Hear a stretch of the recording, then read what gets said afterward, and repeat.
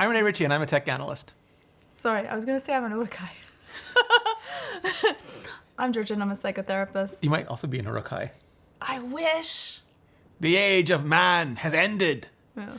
And this is Apple Talk, where we discuss the geopolitical realities of the third age of Middle Earth.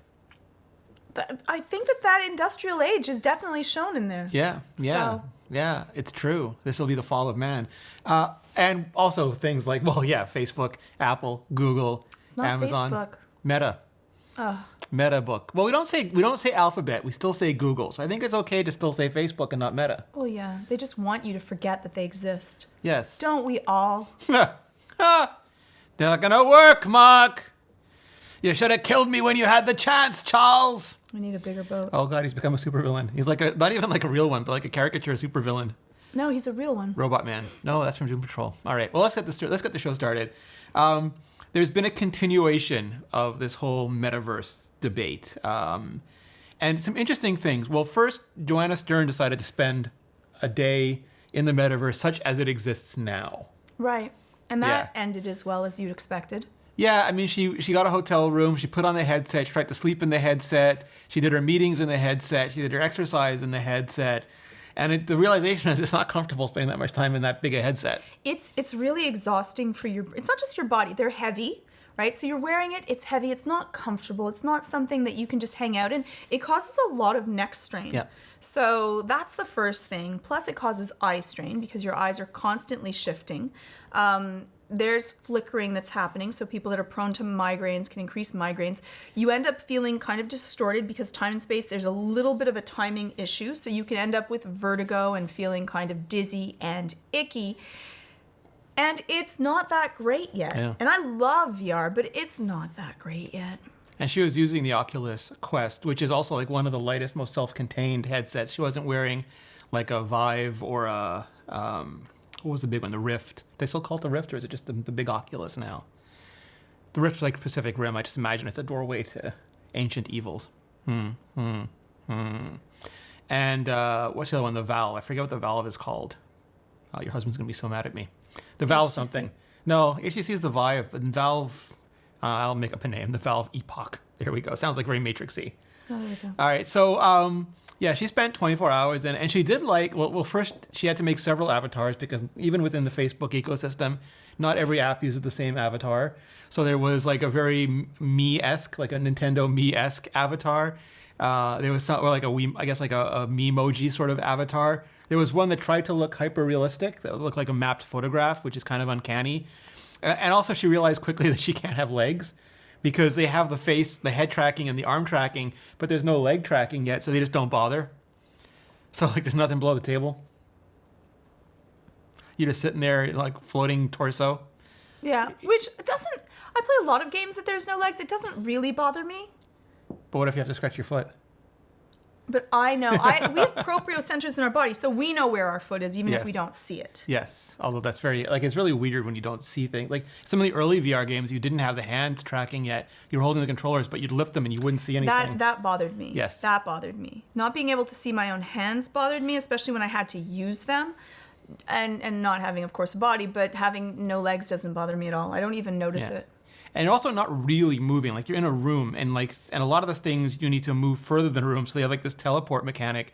But like, you still are in a constrained space, so you're not really moving around the way you are in the natural world. No. And I feel really exhausted after using VR, and I love VR, but after using it for I would say 2 hours, I'm really tired from the experience. Yeah. Versus video games, I can play all day and I feel really relaxed. I think that VR, virtual reality, and AR is more exhaustive. Yeah.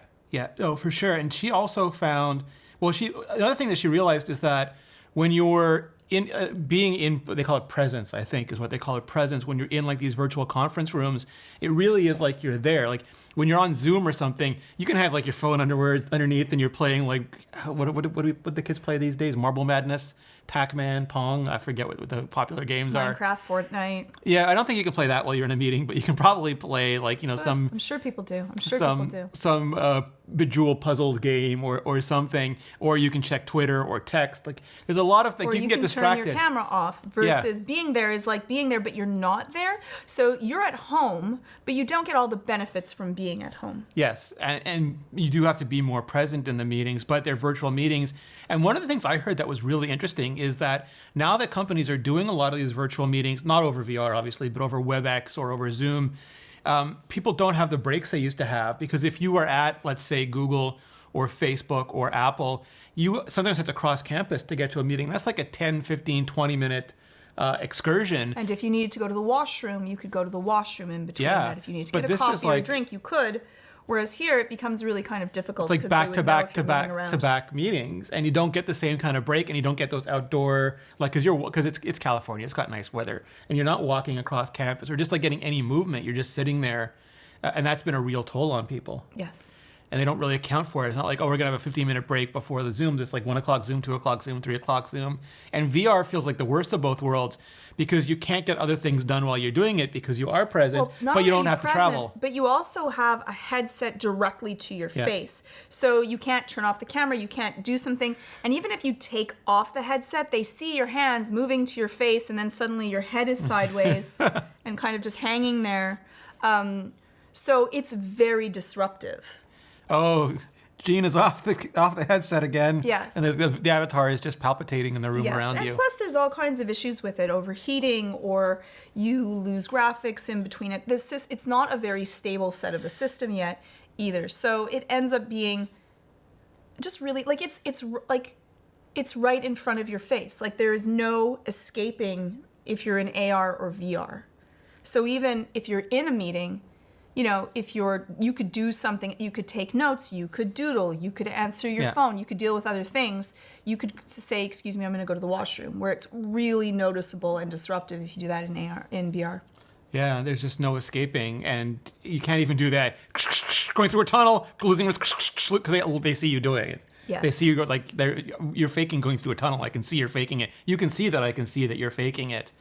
So it in many ways, like, it does sound like an enhanced virtual experience, but a severely degraded, like, quality of life experience. Yeah, I think that there are benefits to doing things on Zoom. Like, there's benefits to that. You're at home, you can go to the washroom, you can turn off your camera. You don't have to be 100% present, which I guess some companies, that would be a deterrent. Like, they would be like, oh, we want them to be 100% present.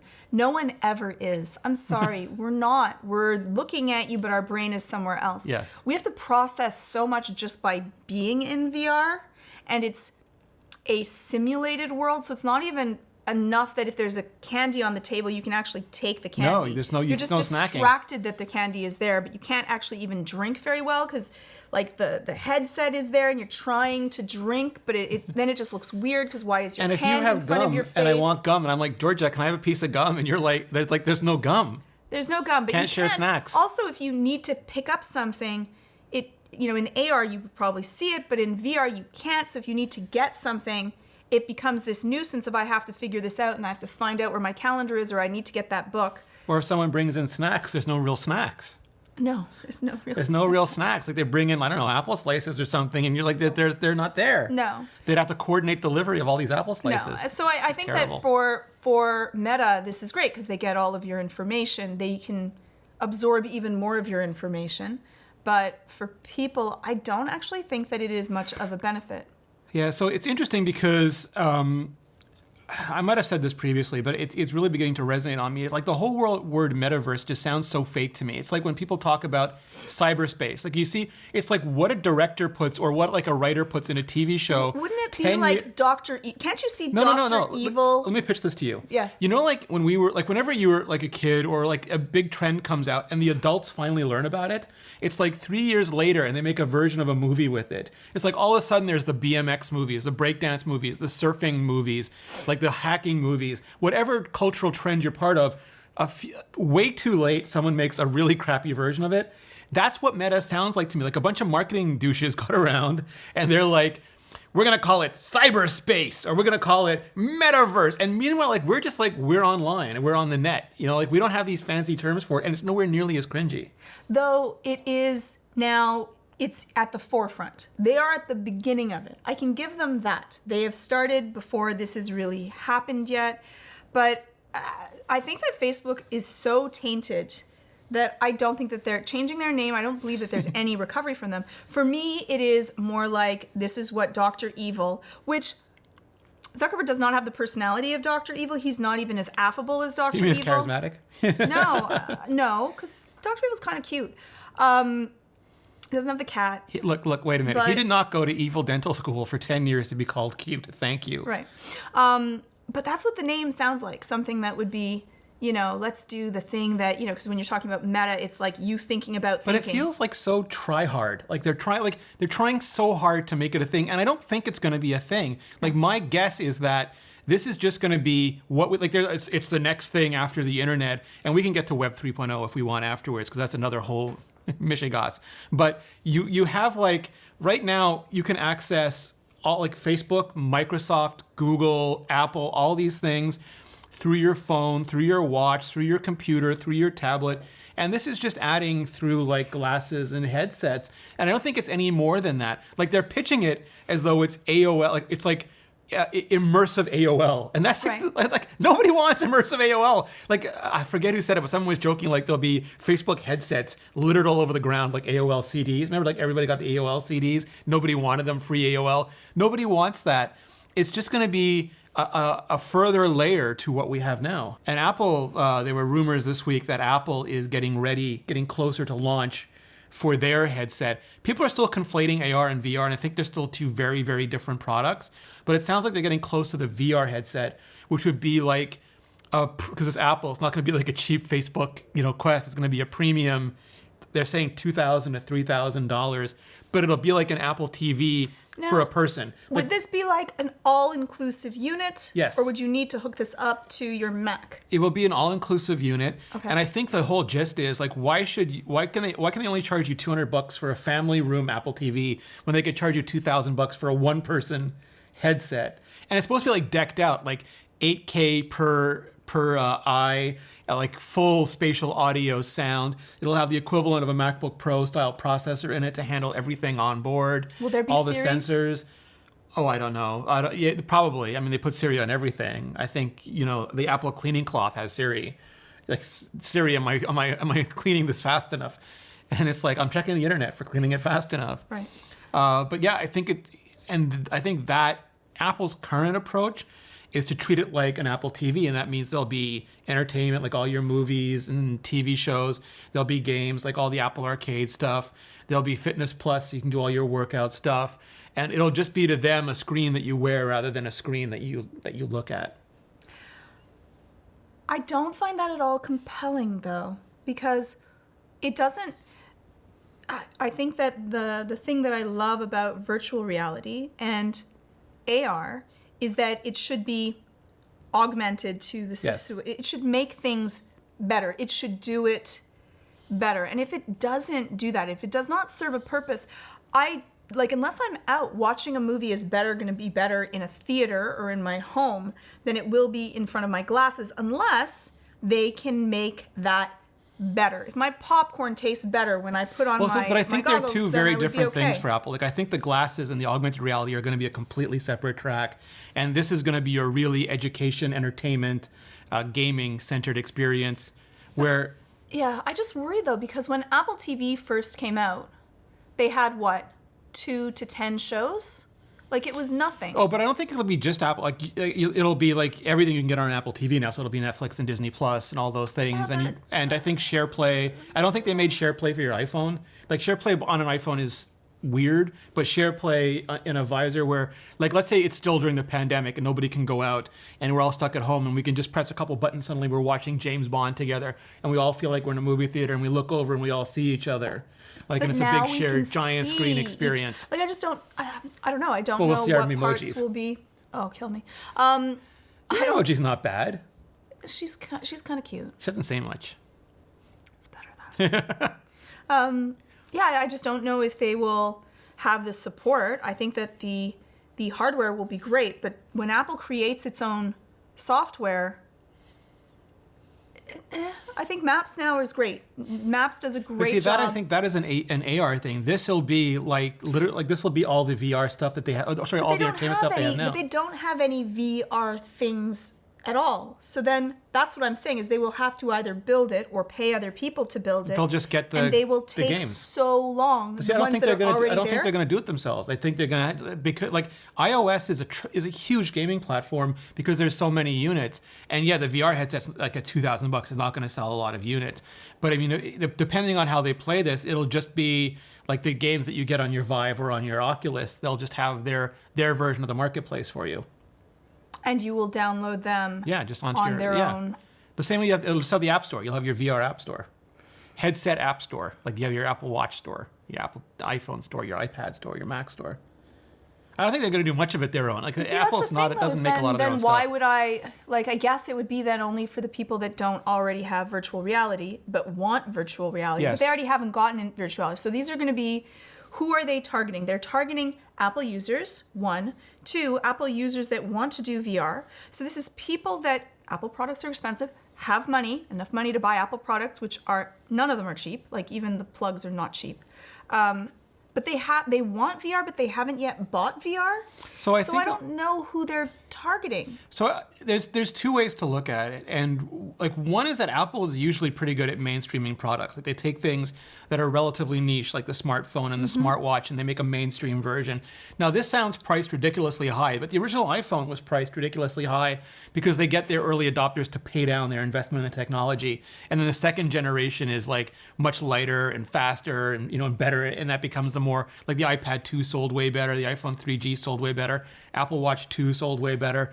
The headset 2 will be like the more mainstream one, and the headset 1 will be like the one that we all test out. The only difference though is that for Apple did all of those products better, and the watch was better than most of the watches that were out there. The iPhone was better than any iPhone that was out there, and the iPad was better than any iPad that was any tablet that was out there beforehand.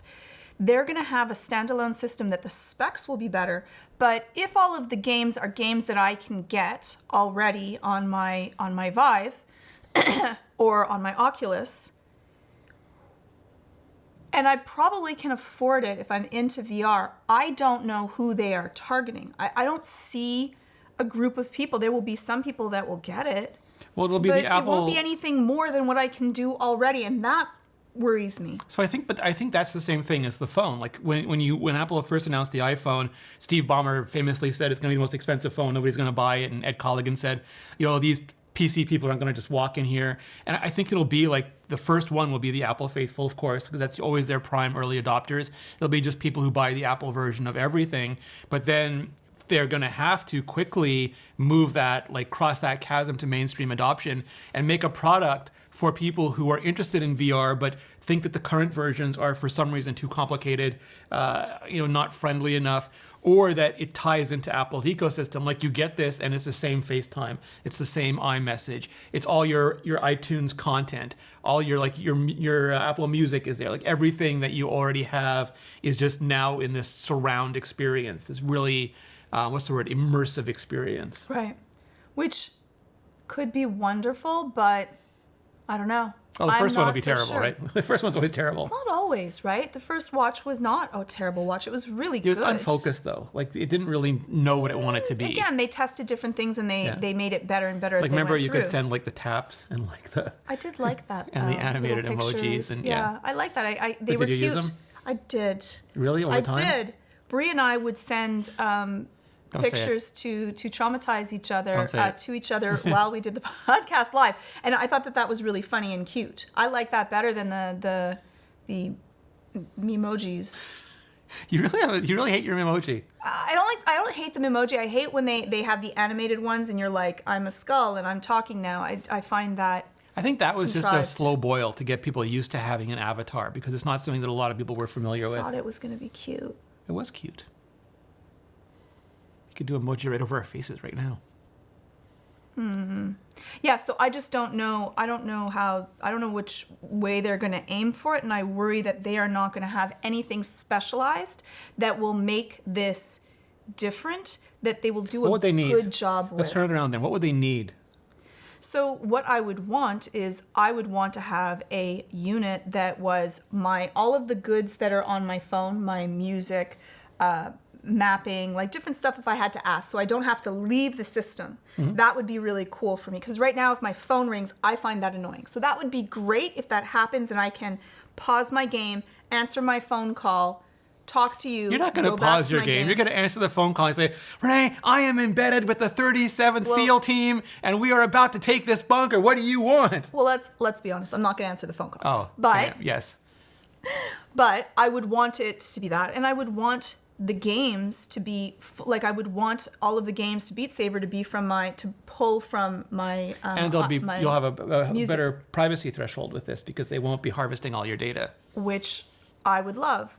And then I would need to have handsets. If I don't have handsets, if VR is just in the glasses and there are no hands to go with that, for me, that's an immediate fail. Well, they'd have to have. I mean, like I don't think they're going to miss any major feature. Like I'm assuming that every major feature you have now, they're going to have because those are just table stakes. If I had little like really good and maybe hand you're wearing your controllers- Apple Watch and it's even better.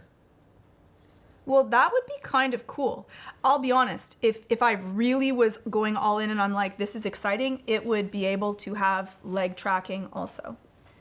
You just put it on your ankles. As long as you're willing to buy 4 Apple Watches, I don't see the issue. Well, if a wheel is $250, right? Like we're talking a lot of money. Well, how many wheels do you want? Right. Yeah, But yeah, if I had like little ankles that would go on so that I could exercise and it would know what my hands were doing and I could fully work, I would go in. Yeah, so I think, if I may, I think that the way they're going to look at it is more your side than my side. And like my side is usually like, what's the processor going to be and what's the resolution of the screens? But I think they're going to address like what they're very good at looking and saying like what's on the market already Yes. and what is preventing people from adopting it. Yes. What can we do to simplify this? Like remember the iPhone famously didn't have apps when it launched. Yeah. And didn't have MMS. Like it didn't have all these features that nerds considered table stakes, but people could pick it up and they could like pinch and zoom their photos. It was really intuitive. Yes. It became intuitive. It was Instead human. of having a computer that was a phone, it was really intuitive. Like pinch to zoom was a deal breaker, and now like it those is inertial scrolling and the elasticity on Yes. it, all those little things. all of those things. But they became mainstream. Like Yeah. you know when Apple hits it out of the park because then everyone takes that. So if they made VR easy to install, everyone can get it. Won't be affordable, but it is Eventually it'll be affordable. crisp, right? Crisp view. Changes they're really careful but so that people don't get vertigo because Yeah. that's a deal breaker for many people that get vertigo. And then they do downloading easily, which I think that will be an easy part, Yeah. getting things and downloading them. But I will need to have a library that Apple makes it better so that I choose to go on to like because But for me it'll won't it be all your existing stuff? Like if you have Fitness Plus, you'll have all your Fitness Plus workouts, but now you'll have like a better like a 3D better Fitness Plus experience. It'll be all your titles, but now you're watching them in like a famous theater or something, and you have all the spatial audio around you, and you have a really good image, and you're like, I want to watch the opera in Carnegie Hall, you know, and you're there. And I think they're going to target that real and it won't do all the things nerds want. It'll drive like the nerds totally crazy because there'll be arbitrary restrictions but that's for no okay reason. that they'll have it mainstream. I don't Yeah. think that that's a problem because they're trying to grab people that are not the elite VR people. They would want to be pulling in the mainstream people, but the thing is that how do you do that without making it already seem really strange and weird, Yeah. right? And it has to be enough of a hook and a pull, right? So my thought would be, I think that AR would be easier for Apple than VR would be. But AR is because going to take the I technology get is it. further out. Yeah, but I think that they could do, and it would be like seamless. Versus VR, because the people that adopt VR, really VR is the best for like gaming or breathing or exercise or dealing with stuff that I'm not sure that Apple's going to be able to add enough to the ecosystem to be able to have people purchase it to get that. Versus there is no fabulous AR system yet out there. So I think they're going to be two really different products. I think the VR is going to be what we talked about. It's going to be the Apple TV. It's the next generation of the Apple TV and everything that you can do now on your Apple TV, including like using your iPhone to seamlessly log in and to download stuff. It's all going to be like tied together into a very pretty package. But then AR is going to be built off of the Apple Watch, where it's not trying to lock you in. It's trying to layer data on top of your world. And it'll give you but it won't be focused on those things. It'll be focused on, just because the technology is so much more difficult, it'll be focused on directions and notifications. And like the whole pitch of consumer technology, like we made desktop PCs so you wouldn't have to go downtown and use the mainframe. We made phones so you could have a computer in your pocket. You wouldn't have to go back to your desk. We made watches so that you could just see things. So you don't even have to pick reach up for your phone. Yeah. Yes, exactly. And then the glasses will just be on there giving you passive information, so you don't even have to turn your wrist. Like it's the ultimate in, it gets briefer and less capable every time. And closer to your brain. Yeah, I mean, eventually it's all cybernetics, but like for now, it has less and less functionality, but the functionality it does have is brief and important and frequent, so that the convenience factor really wins out. And that's the thing, and that's why AR, and also I think that I'm biased because I've already done VR for so much, and I'm still waiting for my holodeck, but it's pretty close now.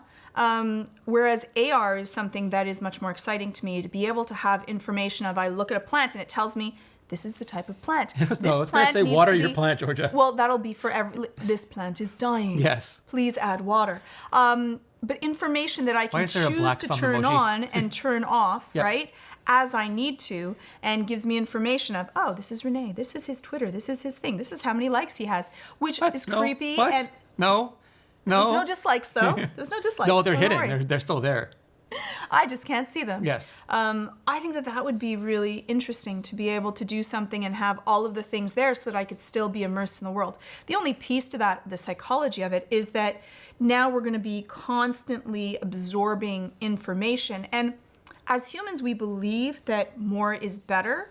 And we're made to believe that because, and in the case of pie, you're right. But we believe that because resources were scarce, and so more was better. But for information, it's exhausting to us. So I believe that this is actually going to make us want to produce more, make more, do more, when actually our anxiety levels will increase with that, and our levels of depression, if we can't live up to what the standards we believe are. And we need to do less. We need to unplug and we need to unhook. And so that's the only piece, that cautionary tale of just because we can, does that mean we should? You stood upon the shoulders of giants, and you never once asked if you should. Ian Malcolm aside, though, I think those are the two concerns you hear most often. The one for VR being that we'll end up like WALL-E, where all our experiences become virtual and we lose connection to the physical world, and we're just, giant slugs in these chairs with these tiny goggles on and living in an imaginary world. All our social interactions, all our relationships, everything that we do becomes fed into our brains. And on the AR, it's a constant barrage of information until our brains are overloaded. Like we never get a moment's peace anymore. We're continuously plugged in, and we're basically, forget burning the candle at both ends, you're blowtorching it right in the middle. Right. The only piece, though, to the WALL-E belief is that VR is actually exhausting. I'm tired after I use it because I'm walking around, I'm moving around. Even in the games that I'm sitting, I'm still having to actually grab, push, do it. So I'm tired at the end of that experience. In the WALL-E universe, they were robots and computers and the chairs that moved around, and things came to you. Yeah.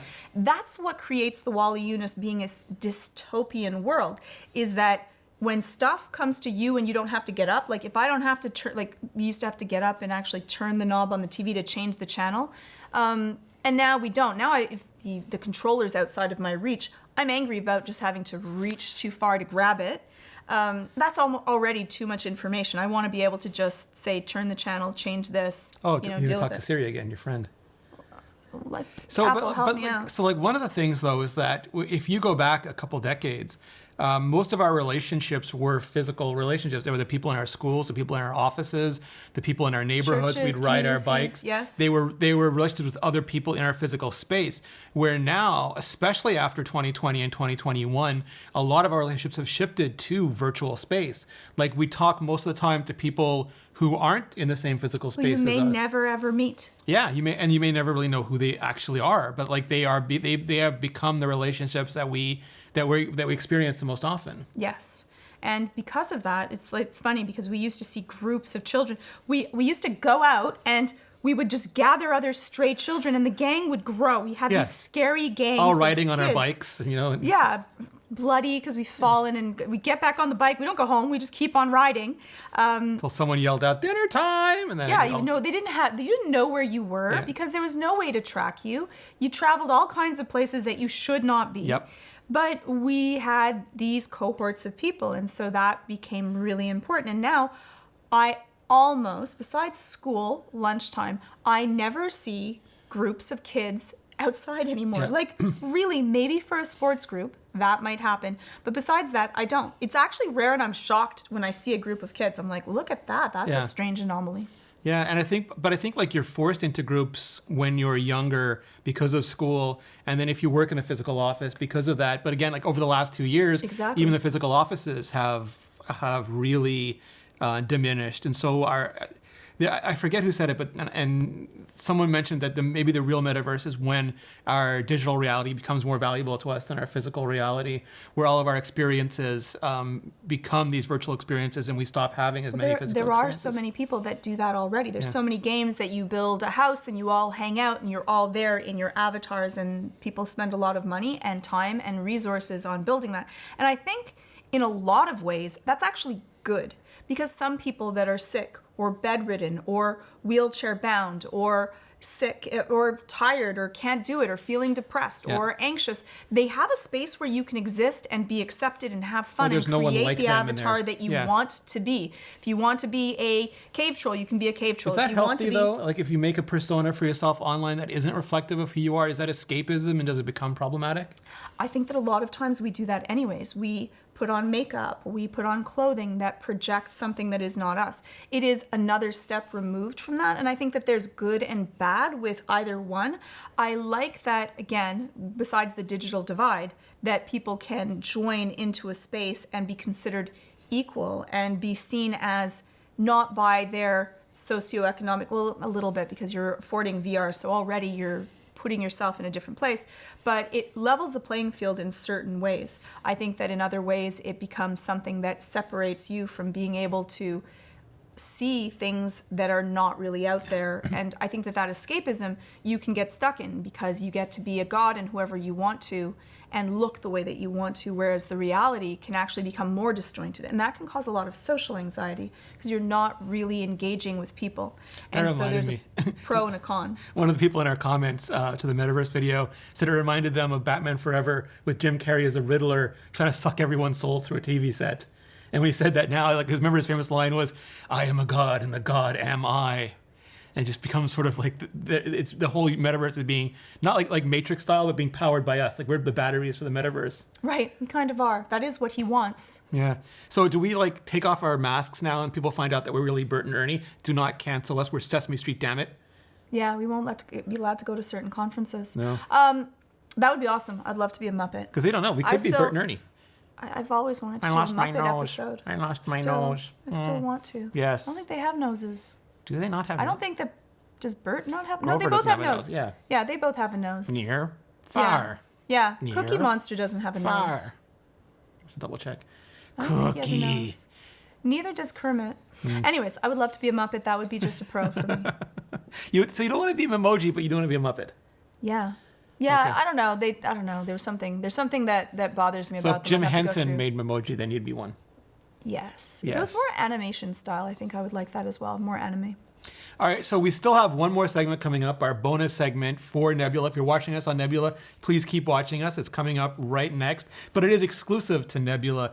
Now, if you don't have Nebula, you can get it. It's super easy. You go to curiositystream.com/AppleTalk. You sign up. It's less than $15. Someone else in the comments said it's less than the price of a couple of Happy Meals. A couple of Happy Meals. For that price, you could get CuriosityStream and Nebula for the whole entire year. And that's all the documentaries and the series at CuriosityStream. And it is all of the videos that Georgia puts up every week on Nebula, the videos that I put up every week on Nebula, and so many other really, really talented, mostly educationally creators. So It's curiositystream.com/Apple Talk. Just take a look, sign up, and then you get the bonus segment. But if you're not joining us, if you're piecing out now, Georgia, where can people find you and your videos? You can check me out on Twitter. It's at Georgia_Dow. And on YouTube, it's youtube.com/Georgia Dow. You can find me at Rene Ritchie on Twitter and youtube.com/Rene Ritchie on YouTube. Yeah, on YouTube. Thank you so much for watching.